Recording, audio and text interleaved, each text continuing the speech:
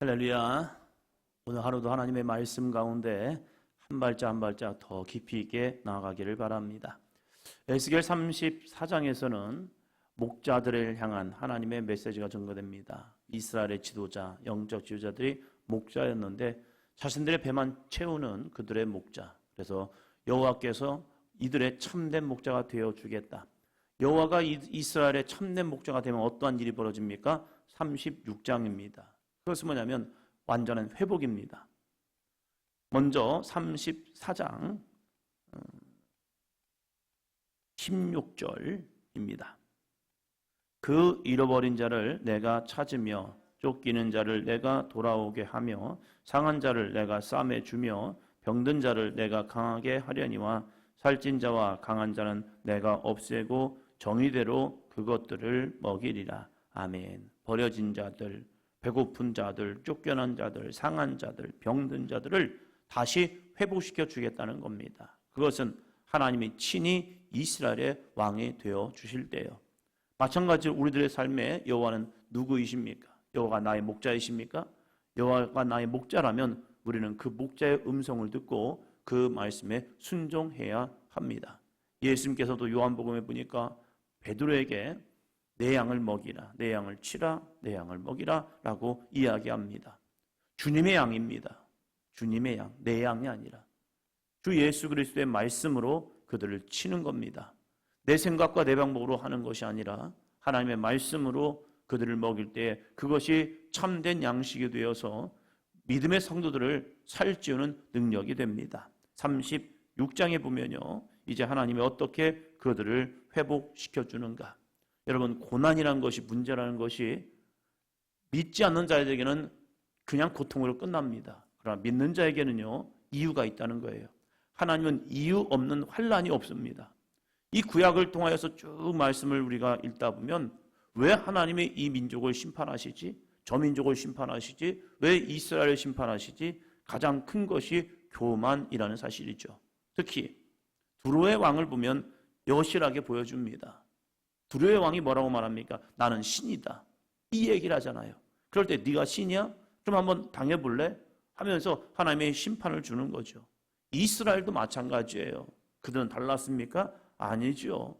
겉삶은 하나님이 왕이다라고 말했지만 스스로가 왕이 되고 생각이 왕이 되고 자신들의 이 행위가 왕이 되어서 하나님의 은혜를 구하기보다는 믿음을 갖기보다는 그저 내가 이렇게 하고 있어요 라고 하는 그런 행위적 삶을 살고 있었다는 사실이에요. 그럴 때 하나님이 남유다까지 다 쳐버리는 거죠. 하나님이 거하시는 거룩한 성전마저도 완전히 무너뜨려 버리는 겁니다. 그걸 통하여서 뭘 보기 원하십니까? 공의로우신 하나님이요. 우리는 하나님을 생각할 때 하나님 아버지라는 거룩한 특권을 통하여서 하나님을 너무 만만하게 보고 있다는 사실이죠. 하나님은 만만한 분이 아니죠. 하나님은 공의로운 정의로운 하나님이십니다. 그래서 우리는 하나님 앞에 말씀에 순종할 수 있는 삶이 되어야 합니다. 그 고난을 통하여 회개하고 돌이키는 자에게 하나님은 회복을 주신다는 거예요. 때가 되면 회복 아닙니다. 이 고난을 통하여 하나님이 원하시는 한 가지, 그건 뭐냐면 회개라는 사실입니다. 문제를 통하여 다른 사람이 보인다면 아직도 내 마음이 강팍하다는 겁니다. 문제를 통하여 나를 볼 수 있다면 그 사람에게는요, 부드러운 마음이 주어진 겁니다. 사탄은요, 끊임없이 다른 사람을 보게 만들죠. 너 때문이야. 아니죠. 성령은 나를 보게 합니다. 오늘 나는 나를 보고 있습니까? 아니면 다른 사람이 눈에 보여집니까? 주님의 음성이 들려집니까? 아니면 다른 사람의 목소리들이 들려집니까? 이것이 내 영적 싸움이 되어야 합니다. 36장 8절 9절입니다. 그러나 너희 이스라엘 산들아, 너희는 가지를 내고 내 백성 이스라엘 위하여 열매를 맺으리니 그들이 올 때가 가까이 이르렀음이라. 내가 돌이켜 너희와 함께하리니 사람이 너희를 갈고 심을 것이며 10절이요 내가 또 사람을 너희 위에 많게 하리니 이들은 이스라엘 온 족속이라. 그들을 성읍들에 거주하게 하며 빈 땅에 건축하게 하리라. 아멘. 오게 하여라. 돌이켜. 너희를 심판했지만 회개하는 사람들을 통해서 돌이켜 회복시켜 주리라. 우리는 선지식이 있잖아요. 바벨론 포로기. 바벨론 포로로 끌려갔다는 것은 자기들의 주권을 잃어버렸다는 겁니다. 그래서 더 이상 내 생각과 내 방법대로 살아갈 수 있는 형편이 되지 않는다라고 생각합니다. 아니요. 그 바벨론 포로기를 살아갔던 믿음의 사람들을 통하여서 한번 더 합니다. 신앙은 환경이 아니라 마음이다. 신앙은 환경이 아니에요. 우리는 포로기 때문에, 우리는 종이기 때문에 환경과 상황이 하나님을 찾고 하나님께 예배할 수 있는 환경이, 상황이 아닙니다. 아니요. 이 포로기의 믿음의 사람들을 보면요, 죽으면 죽으리라는 믿음을 가지고 그들은 하나님만 붙들고 나아갑니다. 모르드게도 대단한 사람이죠. 페르시아 속에서 모르드게, 그는 성전문에 앉았다. 성전문에 앉았다는 것은 관리가 되었다. 그것도 작은 관리가 되었다. 이런 의미가 있답니다. 관리라는 것은 왕의 명령을 다 따라야 합니다. 그러나 이 모르드게는요, 신앙을 지켜냅니다. 그것 때문에 온 유대인들이 죽게 되었습니다. 그러면 돌이켜야 하는 거 아닙니까? 내가 잘못했어요. 내가 죄송합니다. 무릎 꿇는 거 아닙니까? 그런데 이 모르드게는 지켜내잖아요. 그리고 이 에스더에게 사생결단하자. 우리 하나님을 믿고 신뢰하고 나아가자. 하나님이 우리를 구원하실 것이다. 이 대단한 믿음을 전가시켜 줍니다. 그것도 사촌 여동생에게요. 그럴 때 그 믿음이 이 에스더에게 가가지고 함께 기도하고 온 백성에게, 그래요, 우리 환경 바라보지 맙시다. 상황 바라보지 맙시다. 우리 하나님 바라보고 기도하며 나아갑시다. 그래서 금식을 선포할 때 나아가죠. 하나님의 회복은 상황과 형편이 아닙니다. 하나님을 믿는 자를 통하여 회복시켜 주십니다. 12절입니다. 내가 사람을 너희 위에 다니게 하리니 그들은 내 백성 이스라엘이라. 그들은 너를 얻고 너는 그 기업이 되어 다시는 그들이 자식들을 잃어버리지 않게 하리라. 아멘. 왜 하나님은 회복시켜 줍니까? 회개하는 자를 바꿔준 거예요. 죄를 짓는 모든 사람에게 하나님은 죄인이야 라고 명령합니다. 죄의 삭은 사망이죠. 그런데 그 죄 가운데서 죄를 뿌리고 옷을 찢고 회개하는 자, 그 회개하는 자를 통하여 하나님은 다시 명명합니다.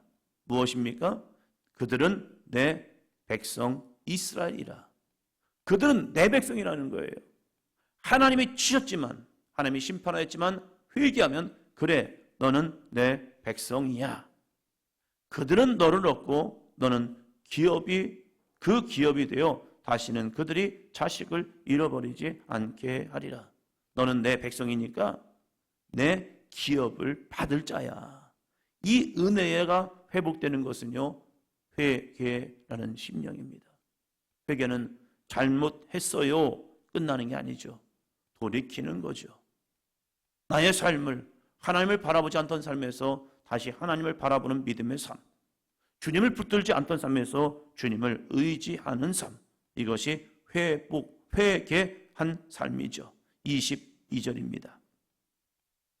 그러므로 너는 이스라엘 족속에게 이르기를 주 여호와께서 이같이 말씀하시기를 이스라엘 족속아 내가 이렇게 행함은 너희를 위함이 아니요 너희가 들어간 그 여러 나라에서 더럽힌 나의 거룩한 이름을 위함이라. 아멘. 회개했다고 우리가 거룩한 게 아니라는 거예요. 말씀해 보니까 내가 이렇게 행함은, 회복하여 주면 너희를 위함이 아니요 너희가 잘났고 너희가 대단하고 너희가 훌륭하기 때문에 너희를 회복한 것이 아니라 너희가 들어간 그 여러 나라에서 더럽힌 나의 거룩한 이름을 위함이라. 하나님의 이름이 믿는 자에 의해서 더러움을 당한 거예요. 우리도 그렇잖아요. 야, 예수 믿는 사람이 왜 저래? 예수 믿는 사람이 왜 저래? 세상 사람과 똑같은 삶을 살아가고 어쩌면 더 하나님을 등에 업고 더 죄악된 삶을 살아가면서 이렇게 많은 경우도 있죠. 하나님이 나를 용서하니까. 하나님이 나를 용서하니까. 이 정도쯤이야.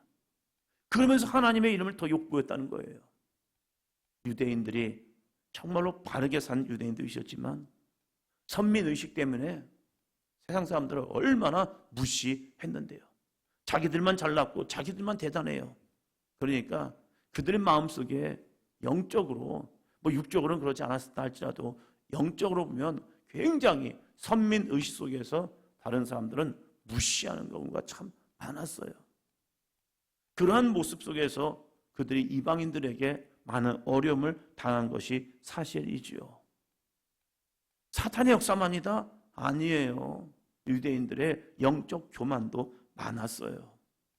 그러한 모습 속에서 하나님의 이름이 그들에게 거룩함이 된 것이 아니라 이 하나님의 이름이 그들에게 더럽혀진 거예요. 그들로 인하여서. 그러니까 하나님이 그들을 치시는 거죠. 치심으로 끝나면 야, 하나님은 어디 있는 거야? 라고 말하지만 그 가운데 한번 더 합니다. 남겨진 자, 믿음으로 남겨진 자, 이사야서는 남은 자, 이 남은 자, 남겨진 자가 있다는 거예요. 어떤 사람이 믿음을 지키는 자, 그 가운데 성령으로 충만하여 믿음에 성실하게 하나님의 뜻 가운데 순종하여 나간 자, 그들을 통하여 하나님은 회복하고 있다는 사실입니다. 세상이 아무리 무슨 말을 할지라도 우리는 말씀 안에서 순종함으로 우리의 영적 순결을 지켜내는 삶이 되기를 바랍니다. 우리가 이 믿음의 삶을 산다는 것은 하나님을 닮아간다는 거거든요. 하나님과 같이가 아니라 하나님을 닮아가는 것. 하나님과 같이는 하나님의 권위적인 자리에 서는 거지만 하나님을 닮아간다는 것은 그분의 뜻과 그분의 말씀에 순종해 나가는 삶이요. 그러한 사람들에게 이러한 은혜가 주어져요. 24절입니다. 내가 너희를 여러 나라 가운데에서 인도하여 내고 여러 민족 가운데에서 모아 데리고 고국 땅에 들어가서 여러 나라 가운데에서 인도하고 여러 민족 가운데에서 모아 데리고 흩어졌다 할지라도 디아스포라 흩어진 백성이 되었지만 하나님이 그들 다시 모아주신다는 겁니다. 어떻게 해요? 하나님의 능력으로요. 우리의 건강이 흩어졌지만 하나님의 뜻 가운데 순종해 나가는 우리의 건강을 모아줄 줄로 믿습니다. 우리가 쌓았던 물질이 흩어졌지만 그 물질을 다시 모아주는 은혜가 주일 줄로 믿습니다. 내 안에서 하나님의 거룩한 권능이 흩어졌지만 성령의 능력을 통하여 다시 그 권능의 역사가 우리 믿는 자를 통하여 모아지게 하실 줄로 믿습니다. 누구를 통하여서요? 회개하는 자를 통하여서요. 그래서 이 25장부터 27장까지는 어떤 은혜를 주실 것인가? 6가지를 우리에게 이야기합니다. 25장부터 봅니다. 맑은 물을 너에게 뿌려서 너희로 곧 너희 모든 더러운 곳에서와 모든 우상 숭배에서 너희를 정결하게 할 것이며 맑은 물 너에게 뿌려준답니다. 물은 뭐합니까? 씻혀버리는 거죠. 그래서 이스라엘 백성들은 회막에 들어갈 때에 이스라엘 백성은 성전에 들어갈 때에 꼭 물두멍에서 물을 퍼서 그들의 손과 발을 씻습니다. 그건 뭐냐면 정결의식이요. 회개하며 돌아가는 거죠. 내 손으로 내 발로 지었던 것 씻으면서 나아갑니다. 우리도 마찬가지입니다. 성전에 올 때마다 우리는 맑은 물, 그 거룩한 물 안에서 우리는 정결함을 얻어야 합니다.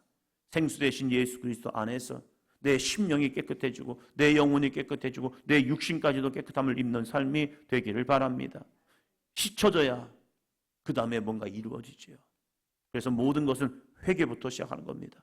날마다 주님 앞에 설 때마다 내 삶을 되돌아보면서 회개하는 심령이 없다면 은혜가 없어요. 씻는 자에게 어떤 은혜를 줍니까? 놀라운 은혜입니다. 26절입니다.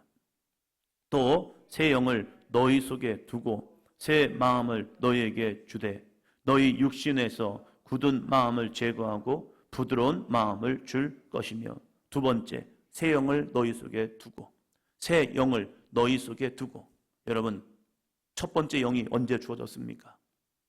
창세기 하나님께서 아담과 하와를 창조하시면서 극후에 생영, 새 영 부어주십니다. 그 영이 부어지니까 어떠한 모습이 됩니까? 살아있는 생명이 됩니다. 이것이 이어지는 것이 바로 37장이죠. 마른 뼈에 대한 환상. 살아났지만 영이 들어가지 않으니까 그들은 죽어 있습니다.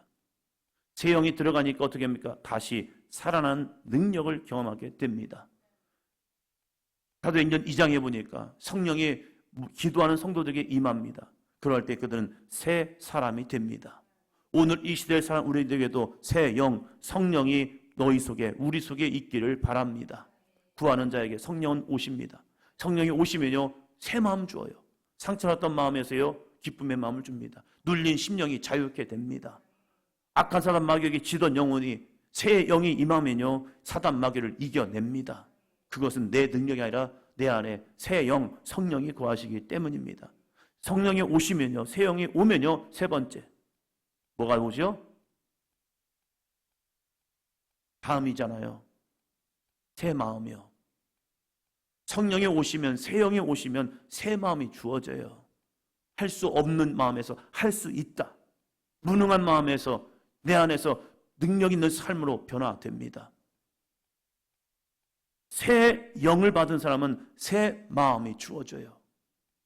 내가 오늘 성령 충만했다, 오늘 내 안에 성령이 임하셨다 하는 사람에게는요, 변화가 이루어져요. 마음이 변화됩니다. 그래서 야, 되겠다, 되겠네. 왜요? 새 영이 내 안에 들어오셨기 때문에 새 마음이 주어진다니까요. 내 안에 무기력이 떠나고, 하나님, 그래요, 내가 한번 해볼게요.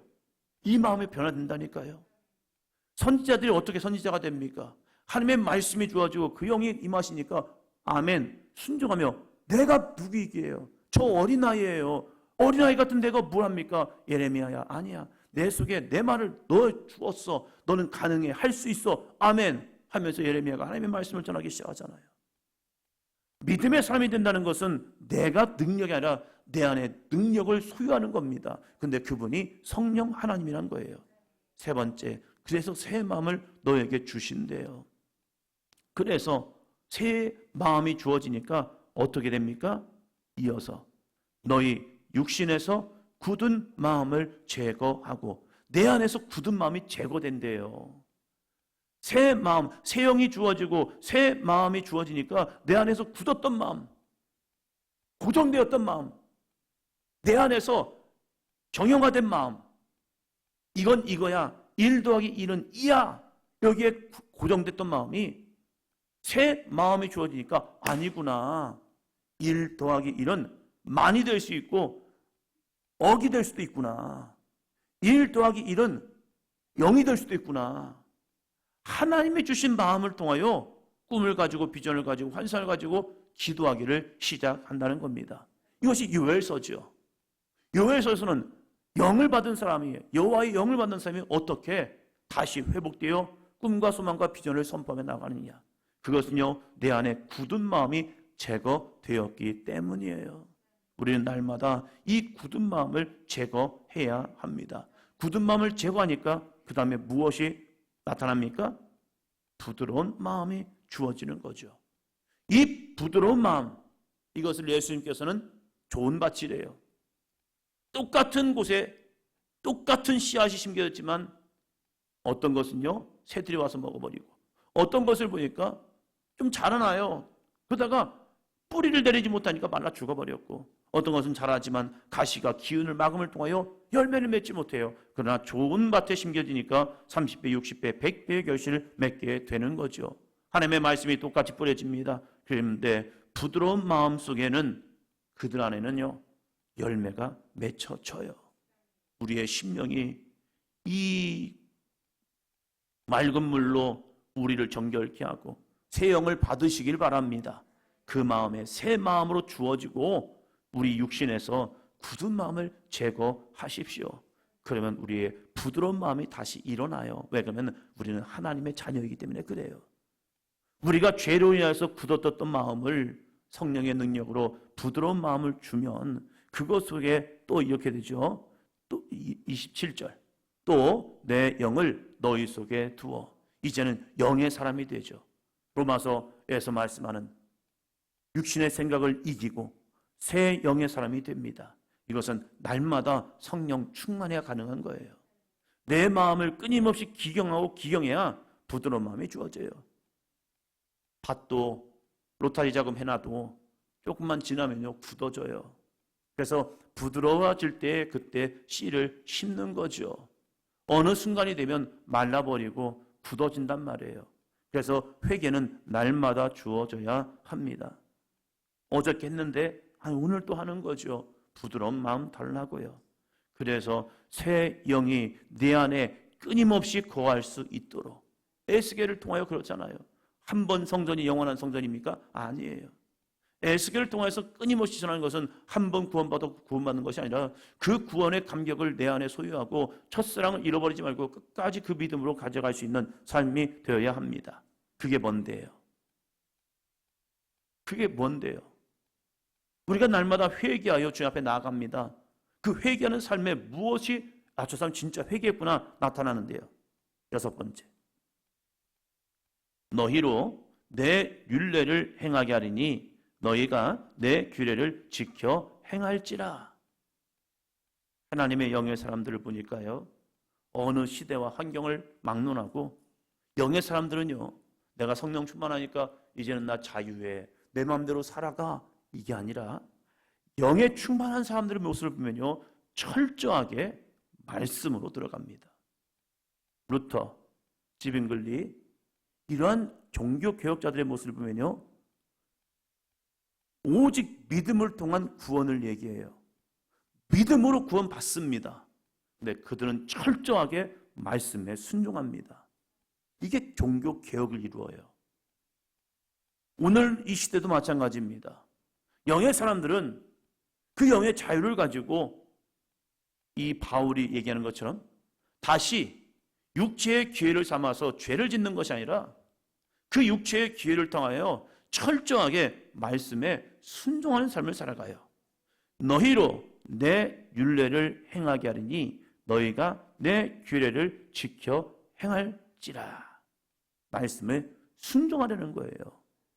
그러면 내 속사람 성령이 내 안에 거하셔서 나를 믿음의 길로 선한 길로 끊임없이 붙들어 주기 때문입니다. 오늘 우리가 이 믿음에까지 나아가기를 주의 이름으로 축원합니다. 주님의 거룩한 부르심, 돌아왔어요. 돌아왔다고 끝나는 것이 아니라 이 믿음까지. 그래서 성전을 재건한 이 에스라가 한 것은 닦는 게 아닙니다. 우리 성전 재건했기 때문에 끝났습니다라고 한 것이 아니라 이제 성전 재건했으니까 사경회 합시다. 부흥 집회 합시다. 근데 이 부흥회가 뭐냐면 말씀으로 그들을 다시 선포하고 그 말씀 가운데 회개하고 그 말씀 가운데 우리 다시 한번 하나님 앞에 나아갑시다. 그래서 그들 가운데 새 영을 통하여 완전한 회복이 이루어졌었죠. 우리도 이 36장 여러분 다시 한번 읽어보시 바랍니다. 다시 한번 읽고 묵상하시 바랍니다. 이것이 되어야 37장이 이루어져요. 37장이 그냥 하나님의 말씀만 선포했다고 마른 뼈가 살아나는 것이 아니라 이렇게 이 36장에 이들의 이 거룩한 삶, 이들을 통하여 말씀으로 들어와서 말씀 가운데 회개하고 말씀 가운데 성령의 능력을 경험했던 이들을 통하여서 37장이 이루어진다는 사실이에요. 누군가는 이 길을 가야 합니다. 그것이 저와 여러분이 되기를 축원합니다. 기도합니다.